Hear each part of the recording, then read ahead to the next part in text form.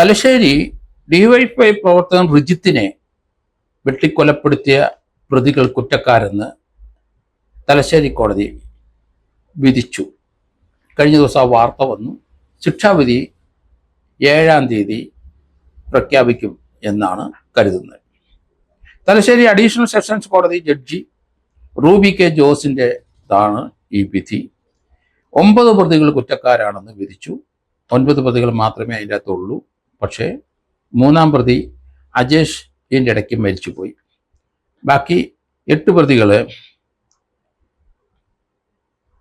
കുറ്റക്കാരെന്ന് കോടതി പറഞ്ഞു. ശിക്ഷാവിധി നമുക്ക് 7-ാം തീയതി കേൾക്കാം. 2005 ഒക്ടോബർ 2-ന് രാത്രി 9 മണിക്ക് ചൂണ്ട തച്ചങ്കണ്ടി ക്ഷേത്രത്തിനടുത്ത് വെച്ചാണ് ഈ കൊലപാതകം നടക്കുന്നത്. ആ ക്ഷേത്രത്തിന്റെ സൈഡിൽ കൂടെ വീട്ടിലേക്ക് നടന്നുപോയ ഡിവൈഎഫ്ഐയുടെ പ്രവർത്തകനാണ് റിജിത്ത്. റിജിത്തിനെ BJP RSS സപ്പോർട്ടുള്ള ആൾക്കാർ വെട്ടിക്കൊലപ്പെടുത്തി എന്നാണ് കേസിന്റെ കുറ്റചാർജ് കോടതി കൊടുത്തിട്ട് ഇപ്പോൾ സംഭവം നടന്നിട്ട് ഏകദേശം 19 വർഷവും 5 മാസവുമായി. കണ്ണപുരം ചൂണ്ടയിലെ VV സുധാകരൻ, ജയേഷ്, അജേഷ്, രഞ്ജിത്ത്, അജീന്ദ്രൻ, അനിൽകുമാർ, രാജേഷ്, ശ്രീജിത്ത്, ശ്രീകാന്ത്, ഭാസ്കരൻ എന്നിങ്ങനെ 9 പേരെയാണ് കുറ്റക്കാരായി കണ്ടെത്തിയത്. ഒരാള് ഇതിൻ്റെ ഇടയ്ക്ക് മരിച്ചുപോയി. 10 പേരിലെ ഒരാൾ മരണപ്പെട്ടതിനാൽ 9 പേർക്ക് കുറ്റക്കാരെന്ന് കോടതി വിധിച്ചിട്ടുണ്ട്. അത് 7-ാം തീയതി നമുക്ക് അവരെ ശിക്ഷ എന്താണെന്ന് മനസ്സിലാവും. 19 വർഷം എടുത്തു ഒരു കേസിൻ്റെ ട്രയൽ തീർക്കാൻ. ഇതിനിടയ്ക്ക് ആ ഡിവൈഎഫ്ഐ പ്രവർത്തകൻ റിജിത്തിൻ്റെ പിതാവ് മരണപ്പെട്ടു. കഴിഞ്ഞ 2 വർഷം മുമ്പാണ് അദ്ദേഹം മരിച്ചത്. അമ്മ ജാനകിയും സഹോദരി ശ്രീജയും കണ്ണീർ വീഴ്ത്തി കരയുന്നത് നമ്മൾ കണ്ടു. പാർട്ടിയോ ജാതിയോ മതമോ ഒന്നുമല്ല, ഒരു കുടുംബത്തിലെ ഒരു അംഗത്തിനെ മറ്റാരെങ്കിലും വെട്ടിക്കൊലപ്പെടുത്തി കഴിഞ്ഞാൽ അവിടുത്തെ അമ്മയ്ക്കും അച്ഛനും സഹോദരങ്ങൾക്കും പിന്നെ കണ്ണീര് പൊഴിക്കാനേ കഴിയൂ. നിസ്സഹായരായ അവരെ എന്ത് ചെയ്യാൻ നോക്കും? നമ്മൾ കഴിഞ്ഞ ദിവസം പെരിയയിലെ ആ 2 ചെറുപ്പക്കാരെ, ശരത് ലാലിനെയും കൃപേഷിനെയും വെട്ടിക്കൊലപ്പെടുത്തിയ CPM കാരെ, അവരിലെ 10 പേർക്ക് ഇരട്ട ജീവപര്യന്തം കൊടുത്തു.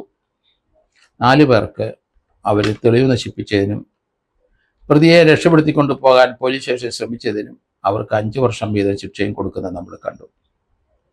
ഇവിടെ ഒരു ഡിവൈഎഫ്ഐ പ്രവർത്തകനാണ്. റിജിത്തിന് 26 വയസ്സേ ഉള്ളൂ. അദ്ദേഹത്തിൻ്റെ വീട്ടിലേക്ക് രാത്രി നടന്നു പോവുകയാണ് 8-8:30 മണിക്ക്. അദ്ദേഹം കണ്ണപുരം അരക്കം വീട്ടിൽ രജിത്ത് അദ്ദേഹത്തിൻ്റെ വീടിനടുത്തുള്ള ക്ഷേത്രത്തിൻ്റെ പരിസരത്തൂടെ നടന്നു പോകുമ്പോഴാണ് 10ഓളം RSS പ്രവർത്തകർ അല്ലെങ്കിൽ BJPയുടെ കാരായ RSS പ്രവർത്തകരായ 10ഓളം പേര് അദ്ദേഹത്തിനെ വെട്ടിക്കൊലപ്പെടുത്തിയത്. രാഷ്ട്രീയപരമായി തന്നെ വൈരാഗ്യത്തിന് പുറത്ത് ആ ചെറുപ്പക്കാരനെ വെട്ടിക്കൊലപ്പെടുത്തി. അന്ന് മുതൽ ഇപ്പോഴും കഴിഞ്ഞ 19 വർഷം ആ വീട്ടിലെ അമ്മ ജാനകിയും അദ്ദേഹത്തിൻ്റെ സഹോദരി ശ്രീജയും കണ്ണീർ വീഴ്ത്തി കരഞ്ഞുകൊണ്ടിരിക്കുകയാണ്. പിതാവും കഴിഞ്ഞ 2 വർഷം മുമ്പ് മരണപ്പെട്ടു. അദ്ദേഹത്തിന് ഈ കേസിൻ്റെ വിധി കേൾക്കാൻ കഴിഞ്ഞില്ല. ഇത്രയും ദീർഘമായ കാലയളവിലാണ് 2005-ലെ കേസാണ് നമ്മൾ വിചാരിച്ചോണം. നീതി ലഭിക്കാൻ ഏകദേശം 20 വർഷത്തോളം കാലം കടന്നുപോയ ശേഷം മാത്രമാണ് കിട്ടുന്നത്. അമ്മ ഒറ്റപ്പെട്ടു പോയി. സഹോദരി എനിക്ക് തോന്നുന്നു ശ്രീജ വിവാഹം കഴിച്ച് പോയിട്ടുണ്ടാവും. അവരുടെ ഭർത്താവ് 2 വർഷം ഈ മകൻ്റെ നിര്യാണത്തിലെ മകനെ വെട്ടിക്കൊലപ്പെടുത്തിയ ആ സംഭവത്തെ അത് ദുഃഖം വാർത്ത് കണ്ണീരൊഴുക്കി ആ ന്യായമായ ഒരു വിധി വരും എന്ന് പ്രതീക്ഷയിലെ കാലങ്ങൾ തള്ളി നീക്കി ഏകദേശം 18 വർഷത്തിന് ശേഷം അദ്ദേഹം മരണപ്പെട്ടു. ദാരുണമായ ഒരു സംഭവമായിരുന്നു. ഡിവൈഎഫ്ഐ പ്രവർത്തകരാണ് ഇവിടെ മരണപ്പെട്ടത്.